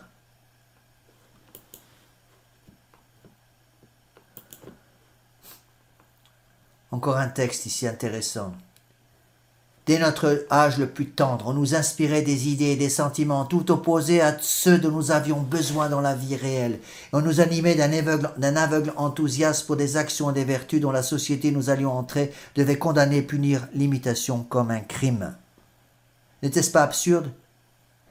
N'était-ce pas semer imprudemment des dangers que nous récolterions dans l'avenir? Cette absurdité, mes bien chers frères, on l'avale par tous les sens, toutes les minutes de la vie. On sème imprudemment des dangers que nous allons récolter dans l'avenir.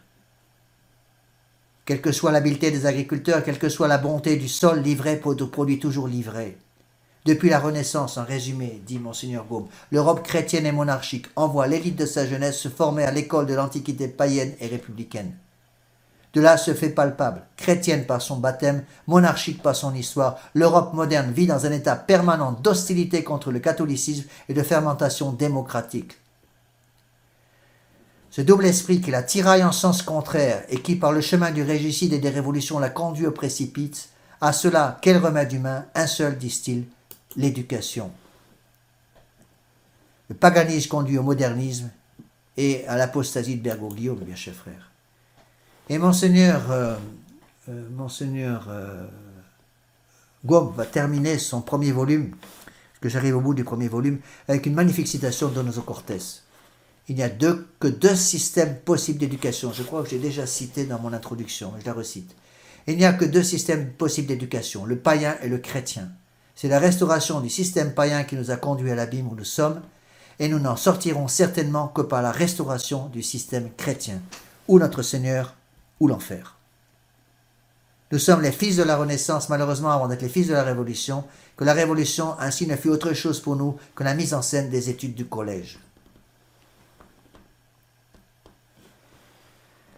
La révolution, c'est donc la négation armée. Telle est la définition que la révolution donne d'elle-même et qu'elle justifie par son langage et par ses œuvres. Négation armée, le nihilisme, la destruction de tout ce qui avait été fondé par le christianisme pour reconstruire une nouvelle civilisation centrée sur l'homme au lieu d'être centrée sur Dieu.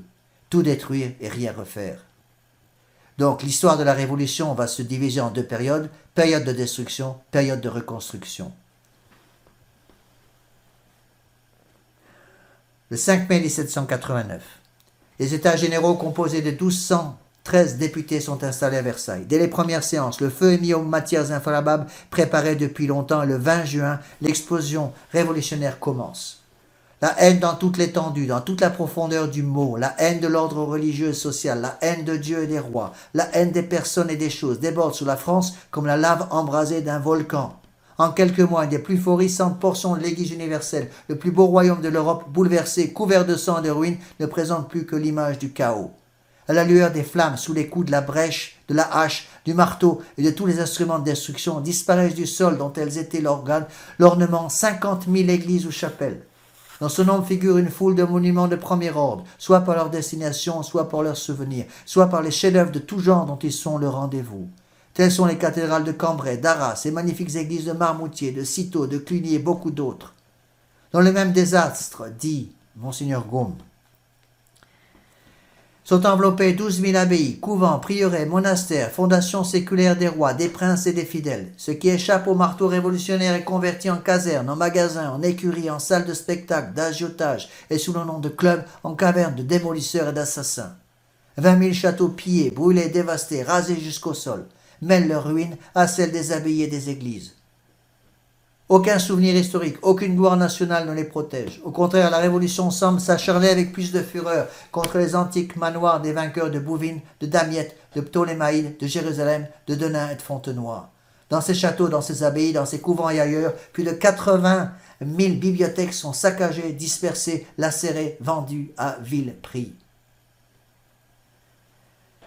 C'est au milieu des cris tumultueux et d'une joie semblable à celle des sauvages des forêts dansant autour de leurs victimes que les sauvages de la civilisation accomplissent leurs actes de vandalisme stupide. Elle détruit en 23 mois l'ouvrage de 12 siècles. Elle renverse le trône de France et ébranle tous les trônes de l'Europe. Elle anéantit les 3 ordres de l'État, les 32 provinces, les 32 intendances, les 13 parlements, les 12 000 tribunaux inférieurs, les 20 universités de France, les droits attachés à 40 000 fiefs et châteaux, les privilèges des provinces et des pays d'État, les franchises de toutes les villes, bourgs et villages, les titres héréditaires et les distinctions personnelles des corporations, les jurandes, les maîtrises de tous les arts et métiers, désorganisent la propriété, la famille, frappe au cœur l'autorité paternelle et envoie plusieurs milliers d'hommes en exil ou à l'échafaud. Voilà son œuvre dans l'ordre social. Dans l'ordre religieux, continue Monseigneur Gaume, la Révolution anéantit l'ancienne discipline de l'Église, supprime 50 évêchés, 300 chapitres, 200 institutions religieuses, abolit les vœux de religion, les ordres de chevalerie, détruit les congrégations enseignantes de l'un et de l'autre sexe, les académies, les collèges, les séminaires et jusqu'aux associations religieuses vouées au soulagement des pauvres et aux soins des malades, massacre par milliers les prêtres, les religieux, les religieuses et les catholiques. Enfin, décapite l'ordre religieux et social en faisant périr le pape en prison et le roi sur l'échafaud. Et c'est au nom des Grecs et des Romains, et en copiant leur constitution, que la Révolution donne son programme de destruction et proclame les droits de l'homme. C'est au nom des Grecs et des Romains que le peuple est déclaré roi, le suffrage universel établi, centralisation consacrée, le principe de la propriété ébranlé, le clergé spolié et les ordres religieux abolis. C'est au nom des Grecs et des Romains que le souverain pontife est chassé de ses États et la République romaine proclamée au Capitole. C'est au nom des Grecs et des Romains que la noblesse est dépouillée de ses privilèges, de ses titres, de ses droits, de ses biens, bannis et décimés. C'est au nom des Grecs et des Romains que toutes les prérogatives de la royauté sont discutées, attaquées, finalement anéanties. C'est au nom des Grecs et des Romains que la royauté est abolie. C'est au nom des Grecs et des Romains que la République est proclamée et Brutus choisi pour patron de la France législative. C'est au nom des Grecs et des Romains que la tête de Louis XVI est demandée. C'est au nom des Grecs et des Romains, de Brutus en particulier, qu'il sera décidé que Louis XVI est jugeable, qu'il sera jugé par la Convention, qu'il sera jugé sans appel et qu'il subira la peine de mort. Tels sont les faits principaux que jusqu'ici l'histoire apporte à l'appui de cette proposition. La Révolution française fut la traduction littérale des études de collège. Conclusion, vive la République, n'est-ce pas? Voilà, mes bien chers frères, la fin du premier volume. Que cette conférence, peut-être un peu dure pour certaines oreilles, vous aide à réfléchir, mes bien chers frères. Les mêmes causes provoquent toujours les mêmes remèdes. Le poison de la Renaissance a donné la Révolution de 1789 a donné la République française athée, antichrétienne d'aujourd'hui, va alimenter le feu de l'enfer, à commencer par vos enfants, si vous ne réagissez pas pour remettre le bon Dieu dans votre cœur par l'état de grâce et dans le cœur de vos enfants. Finissons, bien chers frères, par une prière. Au nom du Père et du Fils et du Saint-Esprit, ainsi soit-il. Je vous salue Marie, pleine de grâce, le Seigneur est avec vous. Vous êtes bénie entre toutes les femmes, et Jésus, le fruit de vos entrailles, est béni. Sainte Marie, Mère de Dieu, priez pour nous pauvres pécheurs, maintenant et à l'heure de notre mort, ainsi soit-il. Nos saints anges gardiens, veillez sur nous. Saint Pédis, Saint Joseph et Saint Thomas d'Aquin, priez pour nous. Au nom du Père et du Fils et du Saint-Esprit, ainsi soit-il.